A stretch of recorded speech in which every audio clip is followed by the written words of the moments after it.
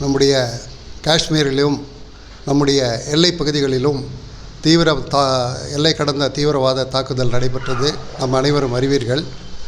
அந்த தீவிரவாத தாக்குதலை நாம் எதிர்த்து நம்முடைய இந்திய வீரர்கள் தங்களுடைய குடும்பத்தை எல்லாம் விட்டு எல்லையிலே உயிரையும் துச்சமென மதித்து போராடி வருகின்ற இந்த சூழ்நிலையிலே நாம் அனைவரும் நம்முடைய வீரர்களுக்காக ஒரு சேர நம்முடைய ஆதரவினை, நம்முடைய தேசப்பற்றினை காண்பிக்க வேண்டிய நேரம் இந்த நேரம்.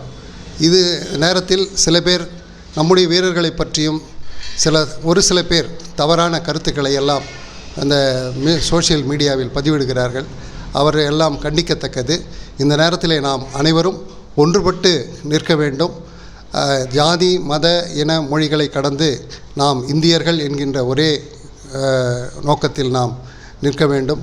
அவர்களை ஆதரிக்க வேண்டும் என்று கேட்டுக்கொள்கிறோம். வாய்ப்புக்கு நன்றி. ஜெய்ஹிந்த்.